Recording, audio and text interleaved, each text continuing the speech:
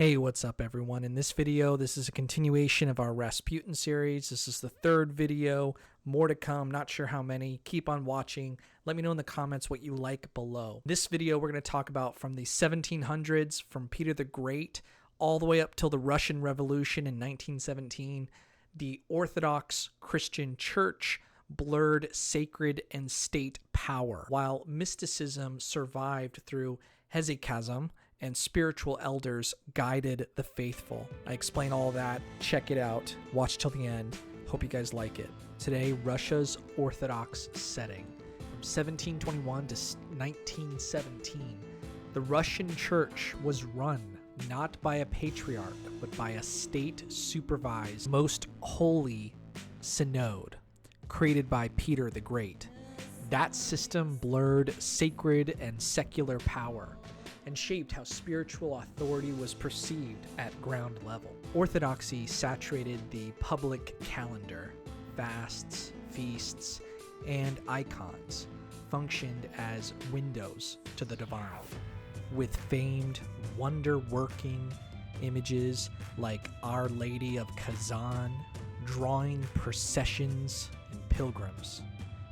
For context on icons and their veneration, see Britannica's overview of icons for Kazan specifically. Imperial ideology in the 19th century is often summed up by the triad: Orthodoxy, Autocracy, Nationality, coined by Count Uvarov under Nicholas I. Useful for understanding why spiritual charisma and loyalty to the throne often traveled together. Okay, but what does this have to do with Rasputin? Just chill, I'm getting there. All right, where does mysticism live in Orthodoxy? Hesychasm and the elders. Eastern Christian mysticism centers on hesychasm. I'm no expert in any of this, by the way. Hesychasm means inner stillness. In Russia, mystical life moved through monastic networks, and especially spiritual eldership. Starchevstvo. I don't know that word. I don't know Russian. These are seasoned guides called startsy, singular starets, who advised lay people and monks alike. Britannica's entry traces the elder as a charismatic guide rooted in patristic or monastic tradition. So this is the context that was in Russia at that time. Monastic life for people there ranged from cenobitic, that's his life in common, to more solitary forms. Skets or hermits, kind of the people that were... this is a tradition in India, this is some tradition in China, and this is a tradition in Russia that we just don't know about in America. In America, we have a little bit of recently Andrew Callahan from Channel 5 News put out a video about hobos that I watched that I found entertaining. There's a whole subculture in this country of people that jump onto planes and travel, wandering.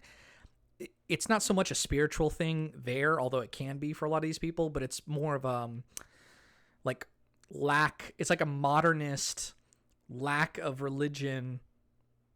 Whereas in Russia, they tend to go like that Orthodox Christian mysticism route. And I don't know for sure. People can correct me on that. But I'm just reading back the context and the history of that time in the late 1800s, early 1900s, in a time of wild and radical change in the country of Russia. And then, of course, all of this is in the context of they would become the Soviet Union, which was anti-religion of all sorts. And they put, in communism, you put the state as the number one. You don't even put it into a leader. You put it into lack of religion.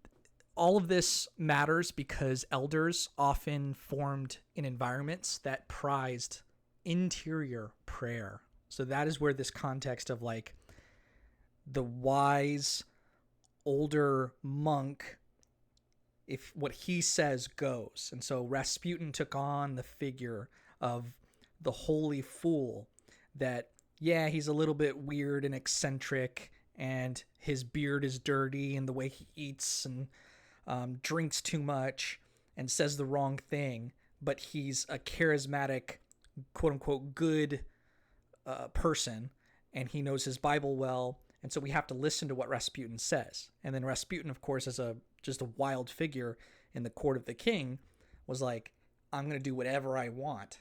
And that got him hated and liked. And eventually there was a conspiracy to kill him. We'll get into all that, okay? But this is the context of that.